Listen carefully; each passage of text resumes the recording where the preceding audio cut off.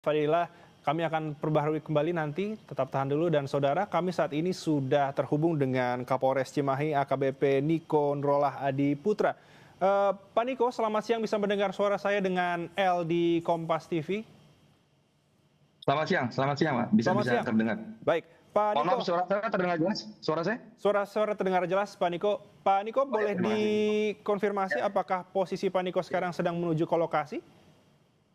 Jadi perlu kami sampaikan bahwa terkait dengan masalah curah hujan yang begitu tinggi dari kemarin, ini memang dampak yang terbesar yang dialami adalah di daerah Kecamatan Cisarua atau tepatnya di Pasir Langu. Nah, tapi ini kami baru juga melakukan pengecekan ke beberapa lokasi lain, yaitu tepatnya di daerah wilayah Lembang, yang mana itu lokasinya di sekitaran Desa Sukajaya.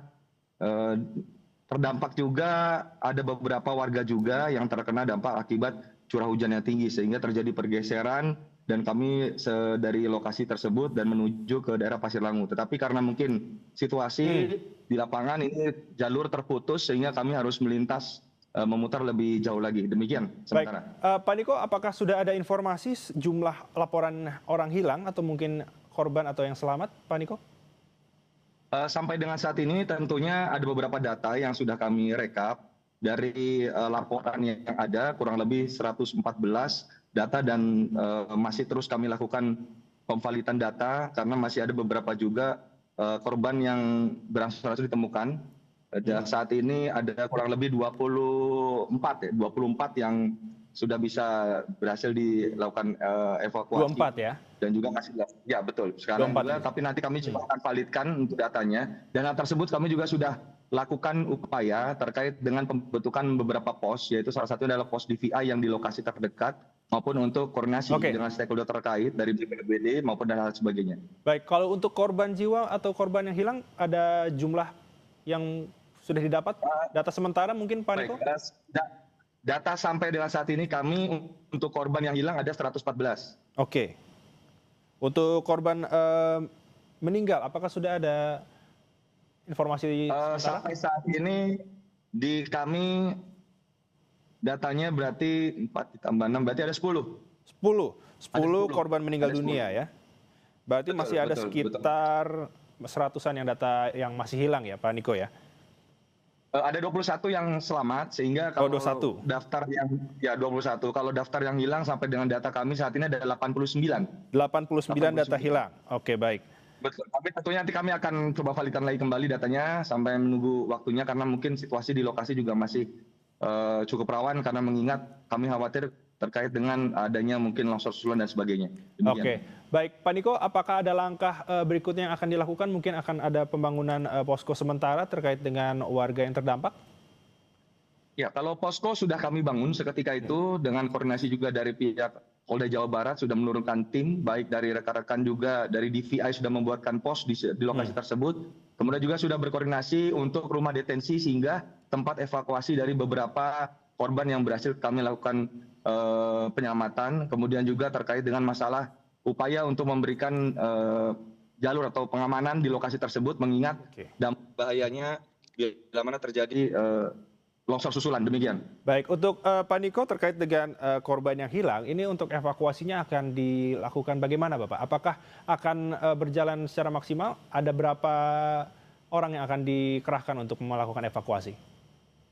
Baik, saat ini kami terus melakukan koordinasi dengan BPBD maupun dari stakeholder terkait, dan kami sudah koordinasi juga dari Polda Jawa Barat untuk bisa menurunkan tim yang untuk segera melakukan evakuasi di lokasi tersebut, mengingat lokasi titik Cisarua ini besar, walaupun ada juga di lokasi Lembang yang melakukan pergeseran tanah kurang lebih ada 12 rumah dan dilakukan juga evakuasi. Tentunya kita akan melaksanakan evakuasi secara maksimal sehingga bisa dilakukan hari ini atau mungkin beberapa waktu ke depan. Demikian.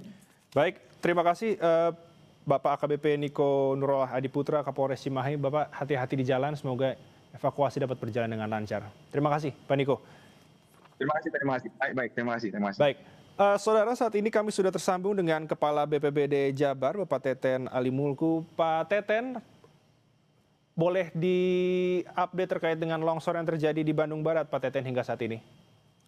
Ya, terima kasih. Jadi hari ini memang terjadi dua longsoran ya, terjadi di Bandung Barat. Yang pertama di Pasir Langu, yang kedua terjadi di Lembang. Ini memang apa namanya, mungkin salah satu penyebabnya dikarenakan ada intensitas hujan yang cukup tinggi. Memang ini sesuai dengan early warning yang dikeluarkan oleh teman-teman dari BMKG. Nah, sampai dengan sini korban hilang, detailnya kami masih terus mengumpulkan informasi sekitar 100-an gitu ya. Mudah-mudahan sih kurang lah ya, kurang daripada itu. Dan sementara ini yang ditemukan sekitar 10 ya, 10 dan mudah-mudahan tapi kami ini saya dalam perjalanan, soalnya dalam perjalanan belum bisa memastikan detail seperti apa kejadian di lapangan, karena ini banyak sekali longsoran-longsoran kecil di menuju lokasi. Ini memang cukup curam ya. Ini sekitar 7 menit lagi kami Oke, mencapai lokasi. Demikian. baik. Pak Teten, berarti ini ada terjadi dua longsoran di Lembang dan juga Pasir Langu, dan tadi sempat Dan berbicara dengan Kapolres Cimahi bahwa ada 10 orang meninggal. Ini berarti di tempat yang sama ataukah dari data, kemungkinan dari data dua tempat ini, Bapak?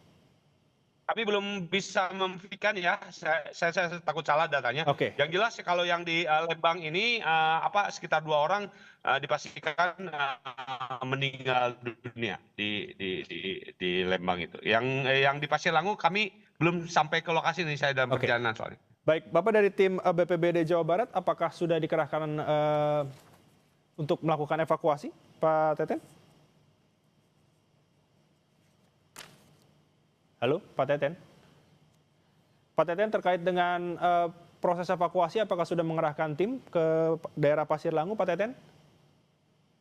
Ini dalam kami sudah memerintahkan dari pagi tadi, sudah teman-teman bergerak termasuk dari halo sudah dan alat-alat yang dibutuhkan alkohol dalam apa namanya dalam proses pengiriman. Kalau secara personil kita sudah di lokasi ya, kerjasama dengan teman-teman di ini di KBB ya, Oke, di KBB. baik. Pak Teten, sebenarnya kalau bicara mengenai kondisi wilayah di Pasir Langu, Pak Teten, apakah memang di Pasir Langu ini rawan terjadi longsor, Pak Teten?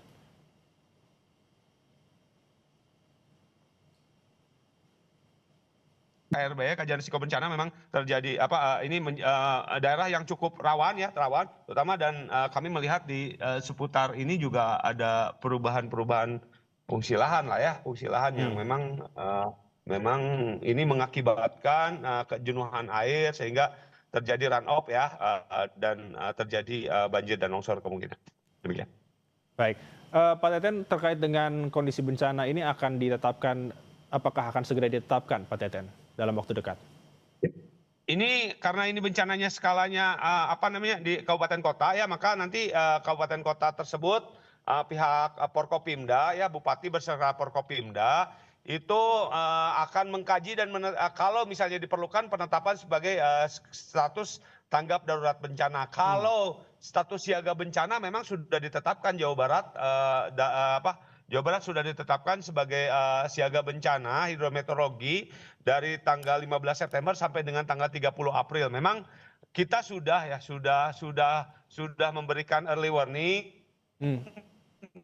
dan kita sudah bersiap-siap. Tetapi titik-titik lokasi kan kita juga tidak tahu lokasinya tersebut, dan sebetulnya ini kita juga sudah kolaborasi dengan teman-teman di kewilayahan, desa kelurahan gitu ya. Cuman ini juga menjadi masukan ke kita, autokritik terhadap kita bahwa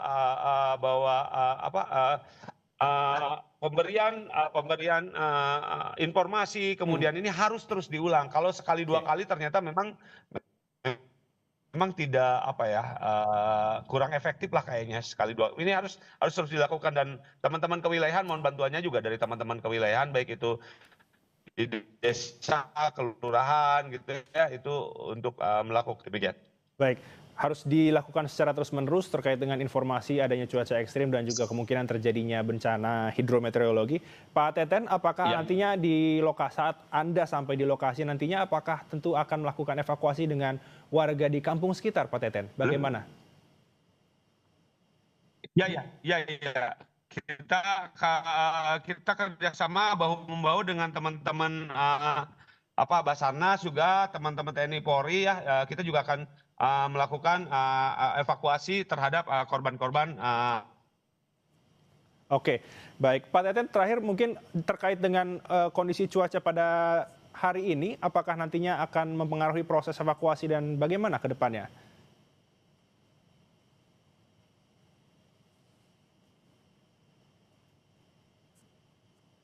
Halo, Pak Teten.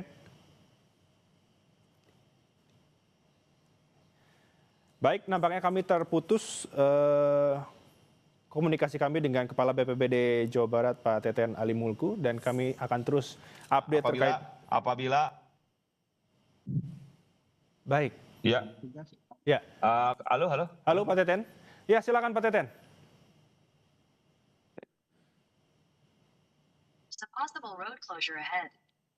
Halo, Pak Teten. Halo. Ya, Pak Teten. Ya. Bagaimana dengan kondisi cuaca pada hari ini? Apakah nanti akan mempengaruhi? Sinyalnya lup-lup soalnya. Oke, baik. Pak Teten, apakah terkait dengan cuaca? Tentunya mempengaruhi, tetapi kami tetap mengutamakan keselamatan petugas ya dalam melakukan evakuasi. Oke. Ya, mengutamakan keselamatan petugas karena bagaimanapun juga yang mereka-mereka yang bertugas juga harus mengutamakan keselamatan mereka. Demikian. Baik. Terima kasih informasinya, tentu kami akan menunggu terkait dengan kondisi terbaru dan juga update terkini terkait dengan pencarian dan juga evakuasi Pak Teten. Terima kasih sekali lagi Kepala BPBD Jawa Barat Teten Ali Mulkus. Hati-hati di jalan Bapak. Ya, mohon mangga nuhun. Nuhun, Bapak. Baik, saudara, sekali lagi kami informasikan bahwa telah terjadi bencana tanah longsor di Kampung Babakan RT 05 RW 11, Kelurahan Pasir Kuning, Desa Pasir Langu, Kecamatan Cisarua, Kabupaten Bandung Barat, Jawa Barat, di mana tadi disebutkan oleh Kepala BPBD Jawa Barat Teten Ali Mulku, ini terjadi dua longsoran di dua tempat berbeda, saudara. Ada di Lembang dan Pasir Langu seperti yang saya infokan tadi. Dan dari informasi yang kami dapat sementara dari Kepala BPBD Jabar Teten Ali Mulku, untuk di Lembang ini sudah ada 2 korban meninggal, saudara.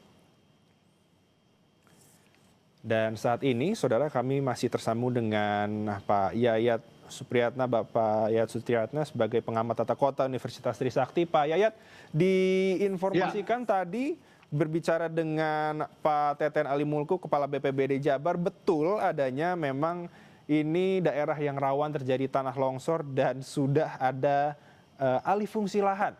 Pak Yayat, berarti memang betul memang adanya bahwa tidak melihat kondisi dari lereng tersebut, tapi dijadikan tempat untuk berkebun. Tadi kalau dikatakan oleh jurnalis Kompas TV, Pak Yayat, bagaimana melihatnya? Ya, ini menarik ya. Pertama, daerah Cisarua dan Lembang itu kan selain destinasi wisata juga menjadi zona areal pertanian tanaman pangan. Pasir Langu saya masih ingat lah, dulu saya pernah ke Pasir Langu, saya pernah ada kegiatan di sana gitu. Mengingat wilayah ini merupakan zona wilayah tanaman pangan dan kita ketahui ada kasus namanya supply dan demand gitu. Ketika permintaan pasar ya tentang produk-produk pertanian makin meningkat, itu kan akhirnya ketika intensifikasi tidak mampu, artinya dengan misalnya dengan membuat rumah-rumah kaca untuk tidak melakukan ekstensifikasi, meluaskan areal pertanian, itu otomatis ketika demand meningkat, proses ekstensifikasi ya alih fungsi lahan untuk memperluas areal pertanian itu pasti akan terjadi. Jadi otomatis melihat wilayahnya subur, tanahnya juga bagus untuk tanaman pangan, kemudian juga demand permintaan pasarnya tinggi. Nah, ini kan mau tidak mau akan menggerakkan masyarakat untuk meningkatkan kapasitas produksinya gitu. Nah, sekarang pertanyaannya, apakah peningkatan itu dengan cara intensifikasinya atau dengan cara ekstensifikasinya? Dan wilayah ini kan seperti saya katakan tadi adalah wilayah perbukitan, ya, dengan zona mungkin kelerengannya itu cukup curam. Nah, otomatis jika terjadi alih fungsi dari vegetasi tanaman keras yang punya kapasitas untuk menyerap tanah tinggi, menyerap air tinggi dengan tanaman pangan itu berbeda. Nah, menurut saya ada bagusnya ya. Kita coba memahami mengapa masyarakat sangat antusias untuk meningkatkan nilai lahannya dengan produk-produk pertanian. Tetapi yang kurangnya adalah tentang pengawasan dalam konteks di lapangannya gitu. Artinya begini, harusnya ada pemetaan mana zona yang perlu kita pertahankan, mana zona yang bisa kita tingkatkan produktivitasnya. Nah, kalau melihat dari secara kultural, memang masyarakat atau saudara-saudara kita yang ada di Lembang, di Cisarua, Pasir Langu dan sebagainya itu memang dari dulu riwayatnya adalah petani-petani di sektor tanaman pangan. Dan kita ketahui Lembang itu kan ibaratnya kalau di Bogor tuh kayak puncak gitu ya, menjadi destinasi wisata, wisatawannya banyak, pasti ada nilai tambah dalam konteks wilayahnya yang mempunyai daya tarik, maka pertanian itu menjadi hal yang menjadi salah satu sumber penghasilan utamanya. Nah, sekarang yang menjadi catatan kita, areal-areal pertanian itu areal itu dimiliki oleh siapa misalnya. Kalau misalnya dikuasai oleh satu badan usaha, katakanlah punya perhutani. Kadang-kadang pertanyaannya apa sudah ada izin, ada syarat-syarat ketentuan yang berlaku atau milik siapa yang mengelolanya. Tapi kalau kepemilikannya private, perseorangannya kita juga tidak bisa mengendalikan ya, karena hak seseorang untuk memanfaatkan nilai tanah itu adalah hak pribadi. Tetapi secara tata ruang perlu ada rambu-rambu. Karena mengingat ya daerah ini kan sangat sensitif. Sekali lagi saya mengatakan bukan hanya untuk di Bandung, di Bogor, Cianjur, atau kawasan-kawasan di Jawa Tengah yang merupakan zona areal pertanian dengan tanaman pangan, jika memasuki curah hujan yang tinggi itu mau tidak mau memang harus lebih waspada. Dan ini kita memang berduka karena kejadiannya terjadi pada jam 3 pagi begitu. Baik, Pak Yayat, ini masih sangat menarik terkait dengan pembahasan alih fungsi lahan yang menyebabkan bencana longsor. Tapi kita harus tahan terlebih dahulu diskusi kita. Bapak, kita jeda sejenak. Tetap di Breaking News Kompas TV.